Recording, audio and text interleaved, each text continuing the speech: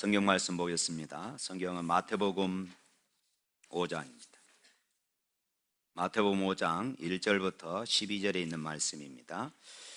다 같이 읽습니다. 예수께서 무리를 보시고 산에 올라가 앉으시니 제자들이 나아온지라.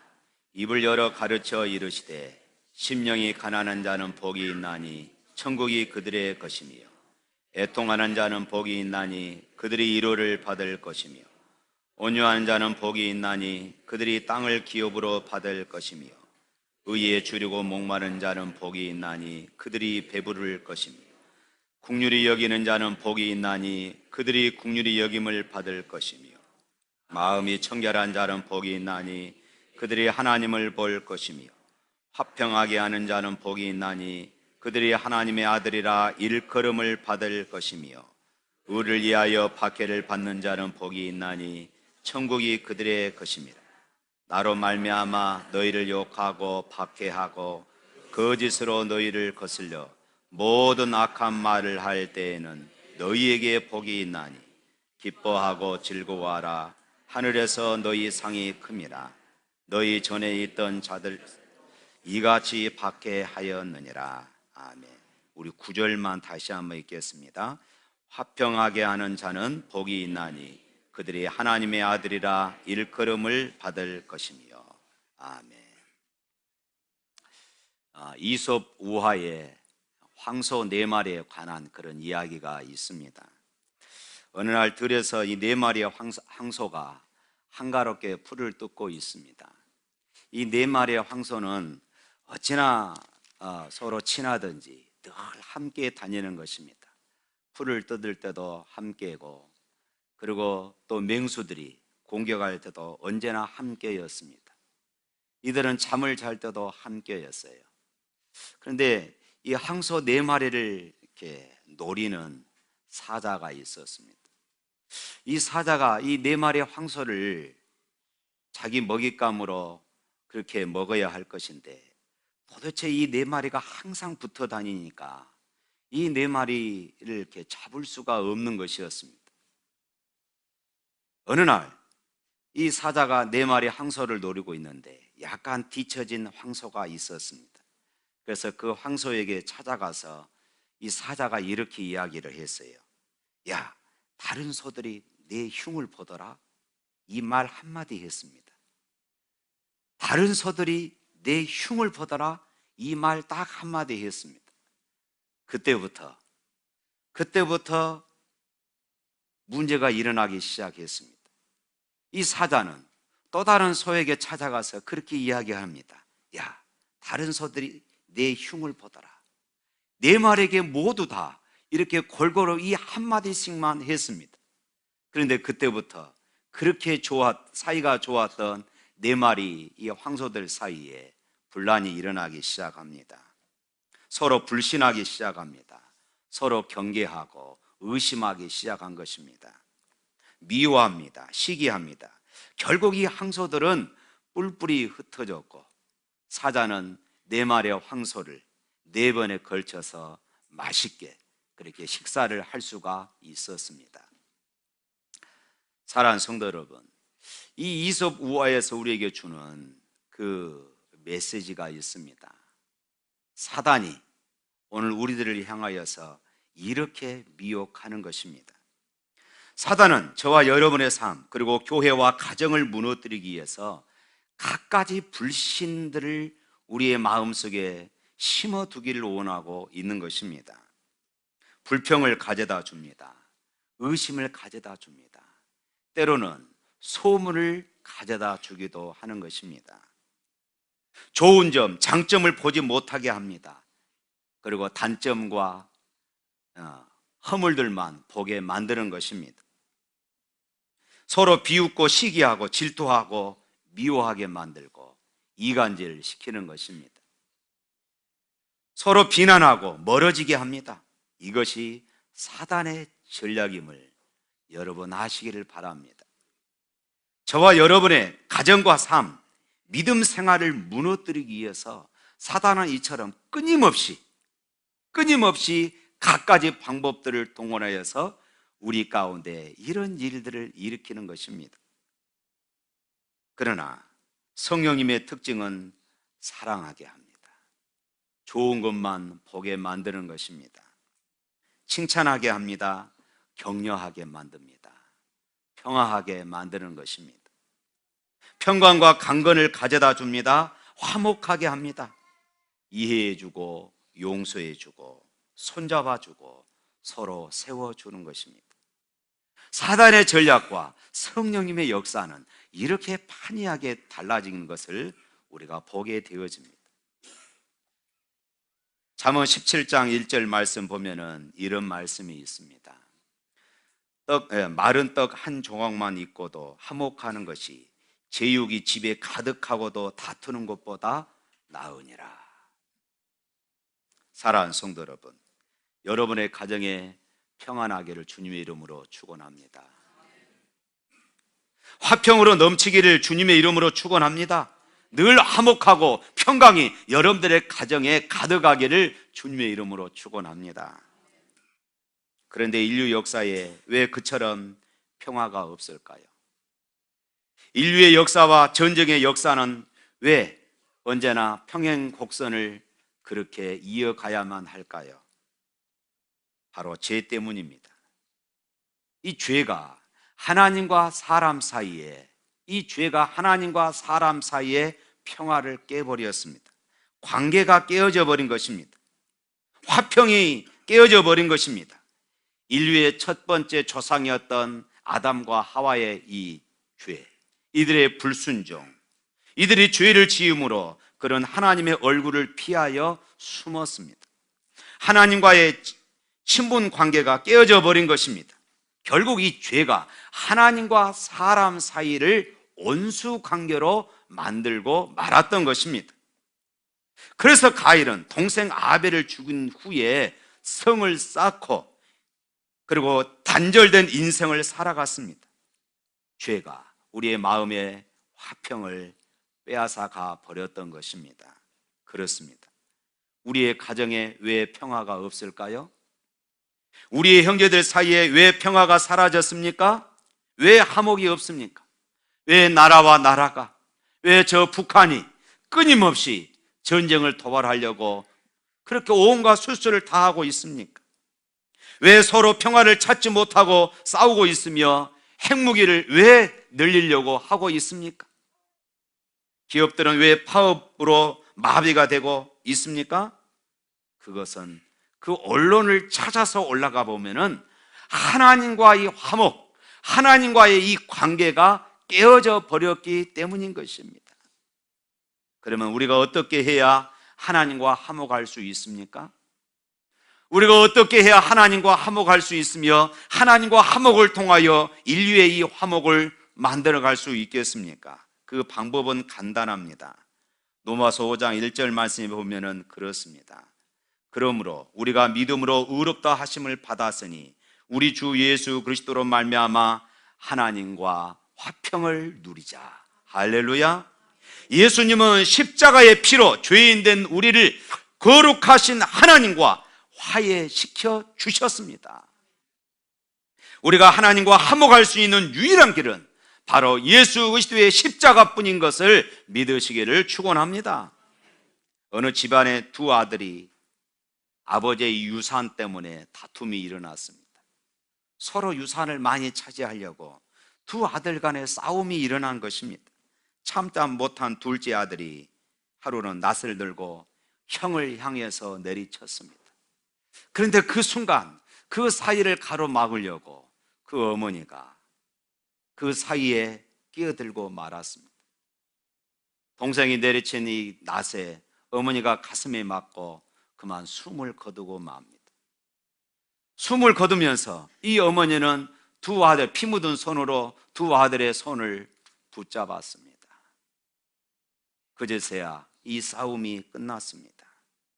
사랑하는 성도 여러분, 이것이 바로 십자가 사건인 것입니다. 큰 배를 만들려면 철판이 필요합니다. 조각조각의 철판들을 이어서 큰 배를 만들어 가는데 그 조각난 이 철판들이 이어지려면 무엇이 필요합니까? 전기 용접봉이 반드시 필요합니다.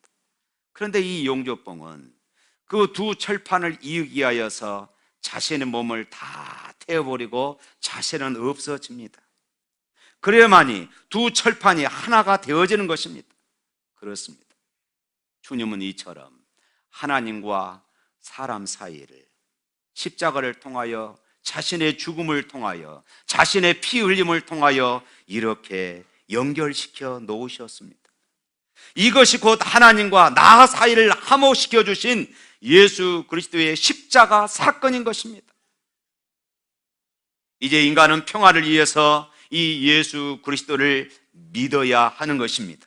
인간의 죄로 말미암아 하나님과 원수되었던 인간이 하나님과 화목하기 위해서 인류의 죄를 대신 짊어지시고 십자가에서 죽으신 예수 그리스도를 나의 구주로 믿어야만 할 줄로 믿습니다.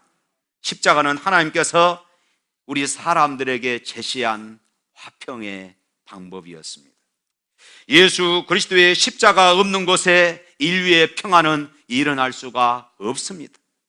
죄로 말미암아 우리는 하나님과 원수되었는데 그 독생자의 피가 중간에 막힌 담을 헐고 하나님과 화목하게 만들었던 것입니다. 고린도후서 5장 18절 19절 말씀 우리 다 같이 한번 읽어볼까요? 앞에 화면 보시고 읽어보도록 하겠습니다. 시작.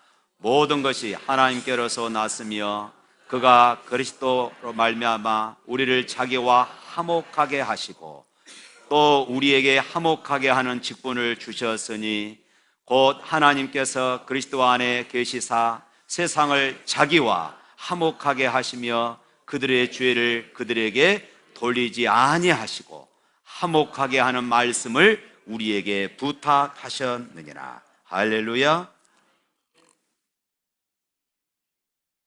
여기에 보면은 두 가지 중요한 말씀이 나옵니다. 18절 말씀에 우리에게 화목하게 하는 직분을 주셨다. 우리에게 화목하게 하는 직분을 주셨다. 이렇게 말씀합니다. 그리고 19절 말씀에 또 이렇게 말하죠. 화목하게 하는 말씀을 우리에게 부탁하셨다. 예수님의 피는 구속의 피이고 대속의 피입니다. 그 보혈은 죄를 용서하시고 씻어주시며 하나님과 우리 사이에 막힌 담을 다 헐어버리시고 하나님과 우리를 화목시킨 줄로 믿습니다. 그래서 예수를 믿게 되면서 사람들이 가장 먼저 경험하게 되는 것이 있습니다. 그것은 바로 마음의 평안입니다. 마음의 평안이에요. 내 안에 예수를 믿으면서 내 안에 평안이 왔다는 것은 하나님과 나 사이에 화평이 일어났다는 그런 증거가 되어진 것입니다. 감옥에 있는 사형수도, 병원에 있는 중환자도, 사업에 실패한 낙심한 사람도 예수가 들어가면은 자신도 알 수 없는, 자신이 깨달을 수 없는 그런 평안이 그에게 주어지는 것을 느끼게 되어지는 것입니다. 사랑하는 성도 여러분, 여러분들 이런 이야기를 들어보셨습니까? 세상을 떠들썩하게 하던 죄수가 사형장으로 가면서 평안하게 가더라. 내일 모레 죽을 수밖에 없는 병으로 고통받는 환자가 그 마음의 평안으로 오히려 남은 사람들을 위로한다는 이런 소리. 사업에 실패해서 낙심되어 소망이 없는 것 같은 시간에 오히려 웃고 다니며 마음의 평안을 가지고 사는 사람. 왜 그럴까요? 누구든지 진정한 평안과 복을 누리기를 원한다면 하나님과 화평을 누릴 수 있기를 주님의 이름으로 축원합니다. 그래서 욥기 22장 21절 말씀에 너는 하나님과 화목하고 평안하라. 그리하면 복이 내게 임하리라. 할렐루야. 하나님과 화목하지 못한 자는 세상에서 부귀 영화를 누리고 있다 해도 불행한 사람입니다. 그러나 하나님과 화목한 사람은 세상에 어떤 형편에 처해 있다 할지라도 그 사람이 행복한 사람입니다. 아까 예배 전에 우리가 불렀던 찬양 있죠? 높은 산에 모친들이 초막이나 궁궐이나 내 주 예수 모신 곳이 그 어디나 뭐라고요? 하늘나라입니다. 할렐루야. 오늘 아침 우리 모두 예수 그리스도의 십자가 보혈을 통하여 하나님과 화목되는 은혜가 일어나기를 주님의 이름으로 축원합니다. 뿐만 아니라 우리는 이웃과도 화목해야 합니다. 시편 113편 1절부터 3절 말씀 우리 화면을 통해서 한번 보도록 하겠습니다. 우리 다 같이 읽겠습니다. 시작. 보라, 형제가 연합하여 동거함이 어찌 그리 선하고 아름다운고, 머리에 있는 보배로운 기름이 수염 곧 아론의 수염에 흘러서 그의 옷깃까지 내림 같고 헐몬의 이슬이 시온의 산들에 내림 같도다. 거기서 여호와께서 복을 명령하셨나니 곧 영생이로다. 보라, 형제가 연합하여 동거함이 어찌 아름다운고.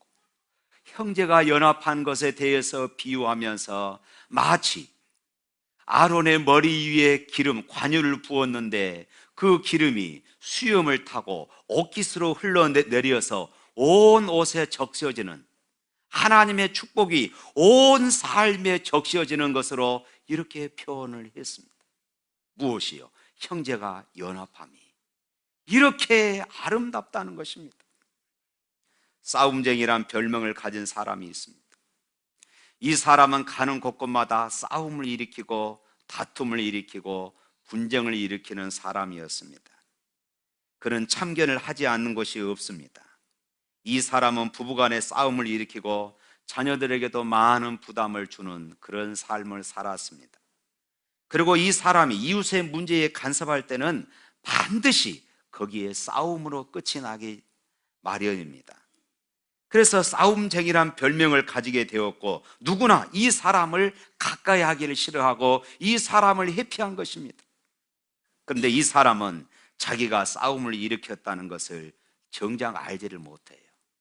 그리고 이 사람은 이렇게 이야기합니다. 왜 나 때문에 싸움을 하느냐? 내가 언제 그랬느냐? 나는 다 교회를 위해서 이렇게 했다. 도리어 자신의 가슴을 치면서 억울하다고 이렇게 하소연을 합니다. 사랑하는 성도 여러분, 이런 사람과 함께 있기를 원하십니까? 아니면 여러분 자신이 이런 사람이 되기를 원하십니까? 이 땅에서 다투고 원망과 불평을 하면서 살기를 원하는 사람은 아무도 없습니다. 도리어 심령의 낙을 누리면서 이익과 화평하고 행복하게 살기를 모두가 다 원하는 사실입니다. 사랑하는 성도 여러분, 정말 저와 여러분은 모든 일에 꾹 참고 인내하고 온유한 심령으로 이익과 화평하며 행복하게 사시기를 축원합니다.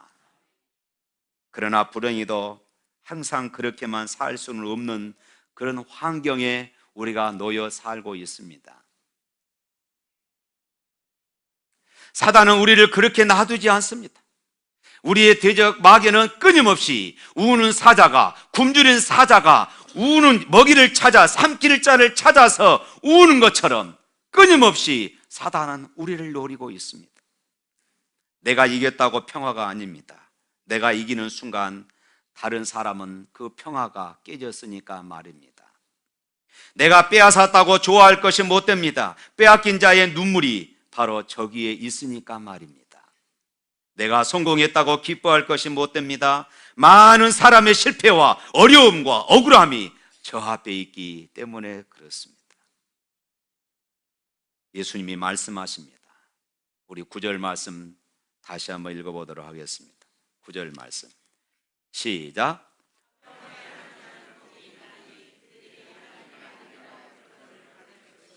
아멘. 화평하게 하는 자는 복이 있나니 그들이 하나님의 아들이라 일컬음을 받을 것이며, 이웃과 화평하고 사이좋게 지내면은 주님이 우리를 하나님의 자녀로 인정하신다 말씀합니다. 할렐루야. 마지막으로 화평을 깨지 않도록 최선의 노력을 기울여야 합니다. 에베소서 4장 3절 말씀에 보면은 평안에 매는 줄로 성령이 하나 되게 하신 것을 힘써 지키라. 힘써 지키라. 다른 말로 하면은 좋은 관계가 깨어지지 않도록 최선을 다하라 그 말입니다. 그런데 여기에서 힘써 지키라 이 단어가 이 성경에 들어온 그 배경을 보면은 원래 이 말은 이 검투사들이 사용했던 그런 단어입니다. 힘써 지키라. 이때 당시 로마에는 온영극장에서 검투사들이 서로 죽고 죽이는 이런 일들을 하잖아요. 그 피를 보면서 사람들은 환호성을 지르고 그 사람들은 박수를 치면서 그것을 보기 위해서 몰려드는 이런 잘못된 문화가 이때 당시에 있었습니다. 얼마나 잔인한 문화였습니까? 검투사들이 이제 자기 순번이 찾아옵니다. 갑옷을 차려입고 방패와 자기가 잘 사용하는 칼과 때로는 창을 들고 나갑니다. 나가기 직전에 자기를 가르쳐줬던, 자기에게 무예를 가르쳐줬던 이 조교가 이렇게 말해요. 죽지 않으려면 죽을 힘을 다해서 싸워라. 죽지 않으려면 죽을 힘을 다해서 싸워라. 왜냐하면 둘 중에 하나는 반드시 죽어야만이 이 싸움이 끝나기 때문에 그렇습니다. 여기에서 사용되어진 이 단어 죽을 힘을 다해 싸워라, 이것이 에베소서 4장 3절 말씀에 힘써 지키라 이 말씀이 이 단어에서 온 것이었습니다. 우리는 평화를 깨지 않으려고 있는 힘을 다해서 노력해야 합니다. 인간관계는 유리 그릇과 같습니다. 조금만 잘못 다치면 깨져버리고 금이 가버립니다. 한 몸이라고 부르는 이 부부 사이도 순식간에 깨져버리지 않습니까? 우정을 쌓는 데는 수십 년이 걸리지만은 그것을 무너뜨리는 데는 1분도 채 걸리지 않는다는 말이 있습니다. 서로 잘해주려고 하다가 나중에 온수된 사람들이 어디 한두 명입니까? 인간관계가 얼마나 예민한지 모릅니다. 그러므로 우리가 정성을 다해 이것이 깨어지지 않도록 지켜야 하는 것입니다. 이런 노력이 없으면 우리는 피스메이커의 역할을 우리가 감당할 수가 없습니다. 우리는 구약에서 아브라함에 대한 그런 이야기를 잘 듣습니다. 어쩌면 아브라함은 구약시대 피스메이커의 한 모습을 우리에게 보여준 사람입니다. 그에게 조카 롯이 있었습니다. 두 가정이 함께 살다 보면서 하나님께서 이들 가정에 많은 축복을 주었습니다. 하나님의 복을 받은 것은 좋았는데 이들의 재산이 늘어나기 시작합니다. 이때 당시 재산은 가축이에요. 가축들이 늘어나기 시작해요. 그래서 나중에는 이 가축을 기르는 목동끼리, 아브라함의 목동 또 롯의 목동끼리 서로 다툼이 일어났어요. 서로 좋은 목초지를 찾아가려고 하는데 내가 먼저 차지했니 네가 먼저 차지했니 하면서 서로 다툼이 일어나는 것입니다. 그래서 하루는 이 아브라함이 자기 조카 롯을 불러서 이야기를 합니다. 야, 우리는 삼촌과 조카 사이가 아니냐, 우리는 피를 나누는 그런 집안이 아니냐, 우리는 서로 친족간인데 싸우면 안 된다, 우리 싸우지 말자. 그러면서 아브라함이 제안을 하지요. 네가 동쪽으로 가면 내가 서쪽으로 갈 것이고 네가 우하면 내가 좌할 것이니까 네가 먼저 선택해. 때는 이때다 싶어서 이 조카 롯은 기름진 땅, 물과 목초지가 있는 그런 땅을 선택해서 가버렸습니다. 이제 아브라함에게 남은 땅은 별로 가축을 기르기에 좋지 않는 그런 땅만 남았습니다. 그럼에도 불구하고 그는 그곳으로 떠나게 되어집니다. 아브라함은 자기가 갖고 있는 좋은 조건을 다 포기해버리고 그쪽으로 옮기게 되어지는 것입니다. 왜 아브라함이 이렇게 했습니까? 아브라함에게 있어서는 평화가 재산보다 더 중요했습니다. 형제가 우애하고 사랑하는 것이 돈을 모아 놓는 것보다 더 보람되고 아름다운 것이라는 이런 믿음을 아브라함은 가지고 있었습니다. 그러므로 돈을 손해보고 자기의 재산이 좀 축이 나고 형제 사이가 잘못되지 않기를 그는 바랬던 것입니다. 얼마나 위대합니까? 하나님은 이런 사람을 기뻐하시는 것입니다. 그래서 후에 하나님께서 아브라함에게 찾아오십니다. 하나님께서 아브라함에게 찾아오셔서 이렇게 말씀하셔요. 아브라함아, 너 있는 곳에서 동서남북 사방을 다 둘러봐라. 네 눈에 보이는 이 모든 것을 너와 네 후손들에게 내가 주겠다. 할렐루야. 하나님이 그렇게 약속하셨어요. 아브라함은 모든 것을 다 포기했지만은 하나님은 그런 아브라함에게 모든 것을 다 주겠노라고 이렇게 약속하고 계셨던 것입니다. 사랑하는 성도 여러분, 오늘 저와 여러분들은 어떻습니까? 이것저것 양보하고 서로 사이가 나빠지지 않도록 예를 쓰다가도 돈 문제만 나오면은 눈에 쌍심지를 켭니다. 절대로 양보 안 하려고 합니다. 오늘 우리에게는 하나님의 자녀다운, 하나님의 백성다운 모습이 있습니까? 화평하게 하는 자가 복이 있나니 그가 하나님의 아들이라 일컬음을 받을 것이며,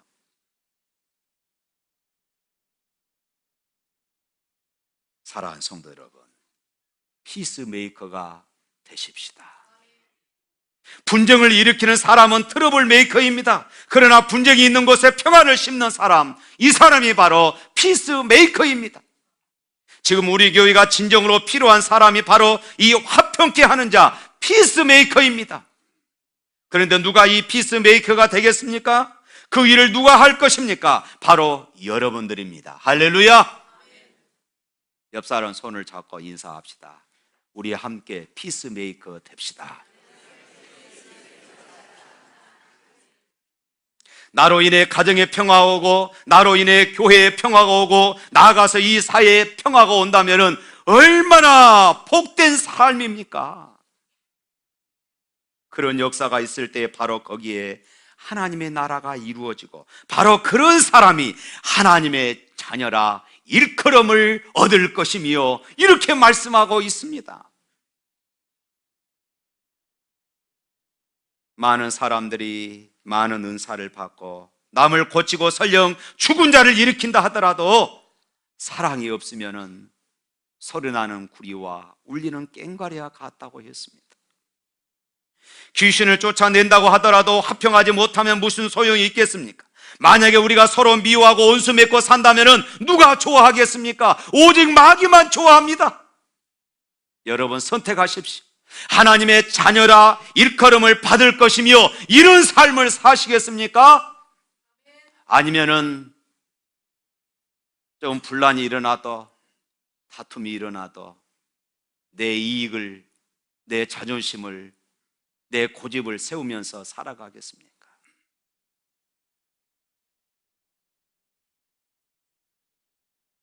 사랑하는 성도 여러분, 사랑하며 사십시오. 화평하며 사십시오. 원수를 맺지 마십시오. 미워하지 마십시오. 원한을 갚는 것을 주님께 맡기십시오. 로마서 12장 14절 말씀에 이렇게 말씀합니다. 너희를 박해하는 자를 축복하라. 축복하고 저주하지 말라. 할 수만 있으면은, 아니면은 죽을 힘을 다해서 이웃끼리, 성도들끼리 화목할 수 있기를 주님의 이름으로 축원합니다. 주님은 오늘 우리에게 화평하게 하는 사람을 하나님의 자녀들이라 이렇게 불리고 그렇게 불려지기를 원하고 계십니다. 사람들은 우리가 교회에 다닌다고 우리를 하나님의 자녀들이라 부르지 않습니다. 교회 밖에 있는 불신자들에게 우리가 철학 기도를 많이 한다고 감동을 주지를 못합니다. 우리가 열심히 성경을 공부한다든지 우리에게 큰 기적이 일어난다든가 하는 이런 것들도 불신자들에게 크게 감동을 주지를 못합니다. 그러나 그들을 감동시킬 수 있는 방법이 하나 있습니다. 내가 있는 그 삶의 현장에서 화평을 만들어갈 때, 내가 처해 있는 그 학교 생활, 직장 생활, 내 모든 산업의 현장 속에서 화평을 만들어갈 때, 피스메이커로 살아갈 때에 세상 사람들은 감동을 받는 줄로 믿습니다. 여러분들의 가정을 돌아보십시오. 오늘 당장 돌아가서 둘 사이에 막힌 담을 헐어야 될 사람은 없는지 한번 돌아보십시오. 여러분의 직장에 한번 가보십시오. 더 나아가서는 우리 교회 안에서 구석구석을 돌아보십시오. 서로 담을 쌓고 1년, 2년 마음을 열지 못하고 있는 형제 자매가 없습니까? 그것은 하나님의 자녀들의 모습이 아닙니다. 여러분은 과연 지금까지 어떤 사람으로 살아오셨습니까?